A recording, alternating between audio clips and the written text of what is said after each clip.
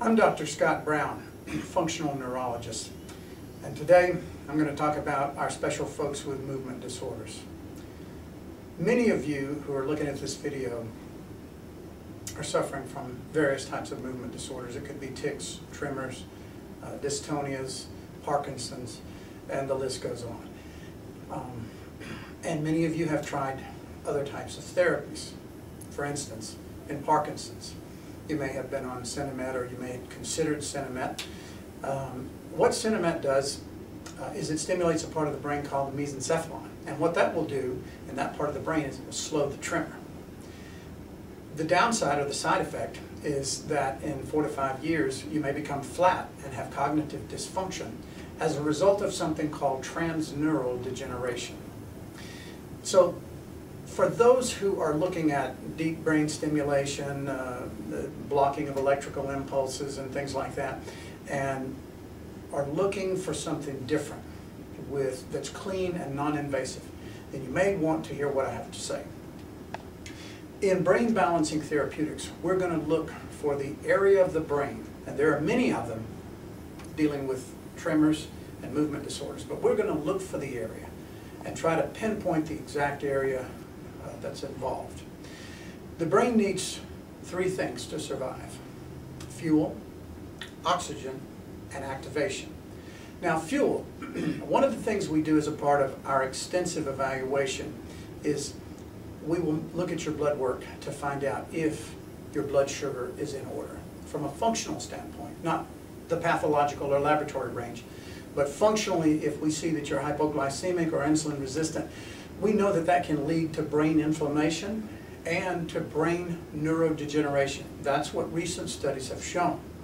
So if you're neurodegenerating, it can have an effect on the part of the brain that causes the tremor. So we want to make sure your sugar is in order functionally as a part of our evaluation. The second thing is oxygen. We need to have good breathing mechanisms. We need to saturate our lungs. And we need to also have good enough brain function to perfuse the oxygen out to the extremities. So we measure these things to make sure that not only are you getting enough oxygen, but that if you're not, we can find ways to produce it.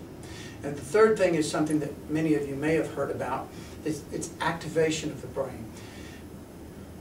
80% of the input to your brain comes from joint receptors and muscle spindles. And so many of you have heard that massage is beneficial for Parkinson's patients, and acupuncture and chiropractic adjustments, and it's all true.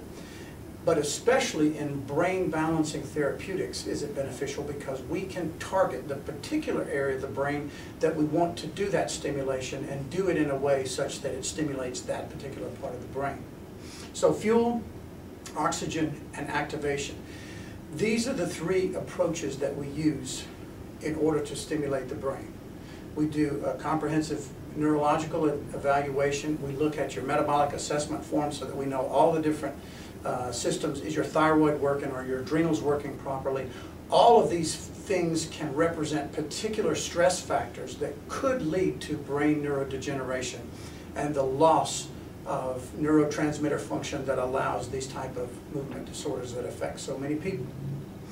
So let's look at the area of the brain that's involved with some of these disorders, and it's called the basal ganglia, and there's 2 pathways, a direct and an indirect pathway. The direct pathway allows you to move. The indirect pathway makes you stop, or allows you to stop when you want to stop, and the direct pathway lets you move when you want to move, and so on and so forth. And it's like a yin and a yang. You have to have one and the other. Some movement disorders, it's a problem in the indirect pathway. And what you'll end up with is an out-of-control situation like Tourettes and that sort of thing.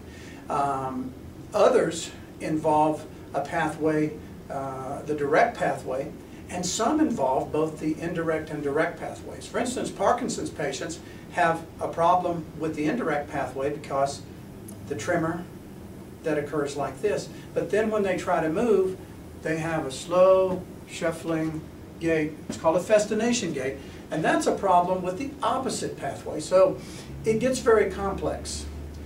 But the key is to knowing the neurophysiology of these areas and how to treat them. Now there's a different area of the brain called the cerebellum, which is back here. The cerebellum is back here, the basal ganglia is here. In the cerebellum, it's a different type of tremor.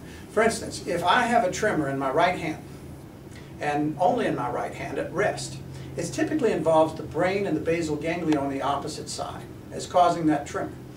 But if I have the tremor on the right side only when I start to move to touch my nose, and then when I come back to rest, it's still again, then that's typically involving, that's called a kinetic tremor, and it's typically involving the cerebellum on the same side. So not only do we have to look at which side the tremor is on, but on what part of the brain is involved, because the treatments will be different. There are other areas of your life that these things affect, because they're tied in. This basal ganglia and this cerebellum is tied into all the different lobes of the brain. So people can have depression. They can have problems with arousal. Now you've heard that there's dopamine problems, a lack of dopamine with the Parkinson's patients, but what you don't know is that serotonin and norepinephrine and acetylcholine and all the other neurotransmitters can be involved. And this is why a thorough evaluation needs to be attempted. And if this sounds interesting to you, if this makes sense to you, then I encourage you to come to our website at www.browncnc.com.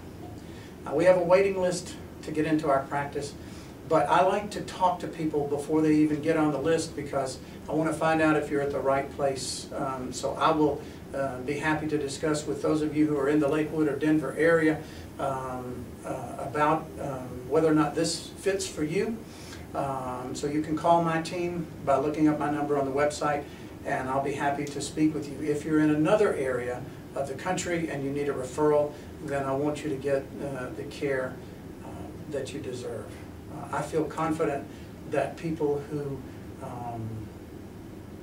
I screen and I think I can help, it would be a good fit for you to come into our office and to have this type of treatment.